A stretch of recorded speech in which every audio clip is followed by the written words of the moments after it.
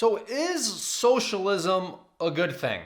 I'm not going to tell you one way or the other. I'm just going to ask you to consider this scenario here, and I'll let you make up your mind on whether or not you think socialism is a good thing. So my job is not here to tell you what to think. I'm just going to give you a scenario, ask you to consider it, and then I'll just leave it in your hands. So the scenario is this, is you have a school, and part of a school is a GPA system, right? You have to track people's work, you have to track people's efforts, you have to track people's understanding, and that's what grades actually are, right? That's why the grading system exists, because you need to actually be able to quantify how well somebody understands something, how hard they're working, and all that stuff. So you have a GPA system, right? So let's just say that there is one group of people out here, up here, and they are fantastic A++ students, 4.0 or whatever, the top scale of the GPA system is. They're just crushing it.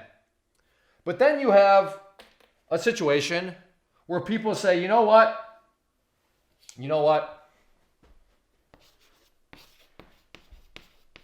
Greed. They're greedy. Why do you got to be getting all those good grades like that? What are you doing? Like, is all you care about is your academics? Is all you care about is just getting good grades?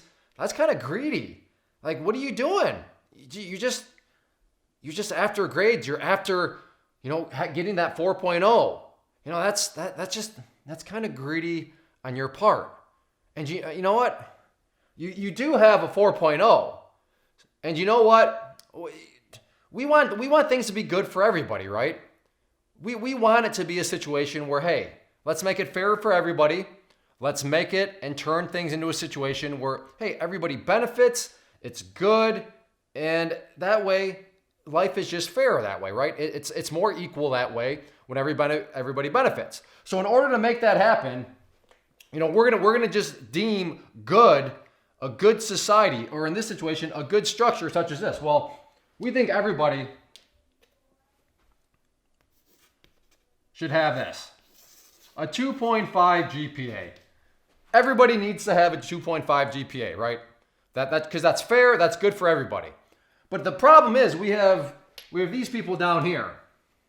And these people, they're getting like 1.0, 2.0, 1.8. Pointer being, they're below what we deem as good. So the question becomes, all right, well, how do we get this? Well, what we're going to do is we're going to take from your 4.0 and we're going to start to distribute some of it down here. And by taking from your 4.0, we're actually going to be able to bump up those people's grade point averages to 2.5. And, that's how it's going to work. And that's how socialism works. Like I said, I'm not going to tell you how you should think about that, but consider if you're a student in school, how would you feel if you were just killing it? You were working hard. You were actually taking risks. What risks am I talking about? Well, in college, you've heard about, right? The college experience. Well, you know what? If you're getting good grades, chances are you are taking some risks. What is your risk? Well, the risk of losing out on memories. You are taking the risk that, you're going to miss a great experience. You're going to risk missing out on some sort of opportunity with your friends or just doing something, right? Why are you taking that risk? Well, because you're working hard. You're studying. You were focused on getting those good grades. So there is a risk associated with that. Everybody wants a college experience. Everybody wants to have a good time. Everybody wants to form memories.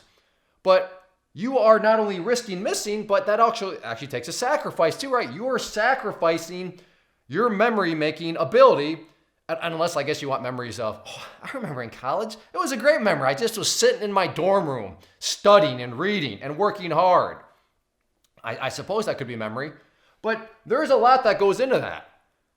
And then, if you want to just, donate your hard work to people that are out there actually partying, out there doing, out there making memories per se, and that's all being reflected in their GPA, if you want to then just give that to them so that everybody, including you, meaning your 4.0 now goes down to 2.5, if you're okay with that, then I guess you're okay with socialism.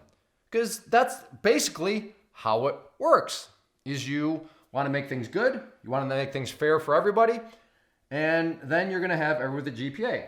But this is also going to create a secondary effect in the real world of prices and business. How so? Well, picture this over here. We have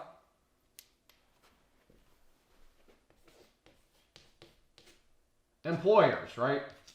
These people are looking to hire, right? And in order to provide great prices, in order to just offer the cheapest price for whatever product or service you have, you want to be able to keep costs as low as possible. How do you keep costs as low as possible? By creating a great product, by creating a great service. How do you make that happen? By getting great people, by hiring fantastic individuals. How do you gauge if somebody is a fantastic individual, if somebody has a high probability of helping to contribute to your company? Well, I'm not saying the be all end all, but a big factor of that is, well, let's look at their resume. In fact, let's look at their resume in the sense of what kind of grades are they getting? Again, I'm not saying that's the only thing, but I assure you, people care about, well, what kind of GPA do you have? Because again, that is going to be, that's a function, that's a measuring stick of just how well you're doing. So now all of a sudden you have employers and they look and, well, everybody's got 2.5. So what's that going to cause them to do? They're just going to have to guess. Well, I guess we'll hire that person. I don't know if they're actually good or not. And then that starts to bleed down through because now what? Employers are getting bad employees. They're having to hire, fire, all sorts of stuff, human resource cost. And then that all of a sudden is an added burden, an added cost to them as an employer because they can no longer actually differentiate what's going on because everything's getting muddled together. So what is that going to do to their product and services? Well, if their cost increase in order to actually remain in business and not go bankrupt, they're going to have to raise their prices. And now what's that doing to the consumer? Well, now the consumer is paying more. Whatever that product and service has been originally, because of this, it has now become more expensive. Just because there is more, there's more baggage now that comes with it, the process is not becoming as efficient. And that's one of those side effects where in this little scenario, you've got to be okay with prices increasing because from an economic standpoint, if this were to occur, things are not going to be as efficient. And when things are not as efficient as they could be, they're going to get more expensive. And when things get more expensive for companies, they pass that expense on to the consumer. So yeah, that's great. Everybody's getting a 2.5. Fantastic. But now prices are higher. You got some people up here that probably like, hey, that I'm not quite sure how I feel about that. Now, I mean, these people down there, they're hey, that's great. That's great. Yeah, I'm not doing that. I'm barely working. I'm sleeping in. I'm missing class. But I'm still going to get a 2.5 GPA. And I'm still going to get a chance to go out there and get hired by somebody. So, I mean, that's why, like I said, I'm not going to tell you how you should feel about that. I'm just saying these are some things that you should consider. So is socialism good? Well, I don't know. I suppose it depends on how you look at this situation. But I just wanted to get that out there. Especially the younger generation, because there's a lot of stats of it. Everybody's like, oh yeah, socialism seems to be popular within the younger generation. And again, I'm not telling you how to think. I'm just saying this is how it would work within the structure of something that you're very familiar with, right? Your grading system, your schooling, your GPA. And if you can sit there and say, no, I'm perfectly fine with working hard, sacrificing memories, taking the risk that I'm going to lose out on memories to get good grades. And then I'll still give my GPA to these people that are just not working as hard. Well, then that's a much different situation. If you want to help out, I mean, you can help out, right? You can help out by tutoring, right? So it's not like, well, in the name of helping out, yes, I'll do it. No, you can be smart about it. Offer some to charity, right? Charity of your time, charity to offer to tutor. And if these people are like, no, I don't want to tutor. Well, then why would you want to help them out at all? You gave them a chance to tutor. And then if they're still turning it down, are you really still going to be okay with them getting a chunk of your GPA? Like I said, that's up for you to decide. So thanks for hearing me out. Hopefully this maybe gets the wheels turning a little bit. I'm sure I'll have a bunch of disagreements in the comment section below. But I just want to get my thoughts out there, kind of put a little twist on it and give a real world, or not a real world situation, but how socialism would be applied to the academic world. And I mean, I went through, college. I know what it's like. I would not be okay with this. As somebody that had to study really hard as an engineer, I would not be okay with, hey, knowing some of the people I did out partying all the time, getting a piece of my GPA. That's just me though. But I want you to think for yourself. I want you to have your own critical thinking thoughts. So that's my thoughts. So there we go. Is socialism good? I don't know. That's something that you need to consider.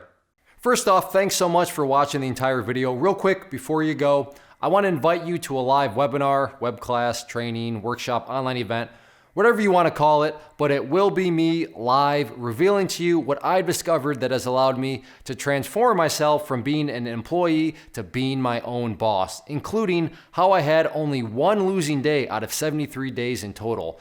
I'm going to cover 3 keys that have helped me unlock profitable consistency within the markets. The first key is super weird, but in a productive type of way. The second key is super awesome because it quite literally is wired into our DNA as humans, making it very easy to use. But in a cruel way, this becomes a pitfall for many traders. I'll explain it all though, including how to avoid the pitfall that it creates for some. And yeah, the third key, when you hear it, sounds way too good to be true, but it's not, and I'll show you how it all works. Then at the end, I open it up for a question and answer session that is, again, totally live. Even if you can't make the live session, please still sign up as it will be recorded, and you can go back and watch the replay that I will send you. Click the image on the screen or click the link down in the description box so you can get the date and time and claim your spot, which I should note is limited due to the fact that this truly is a live event. If you have any questions, let me know. If not, I'll be seeing you soon.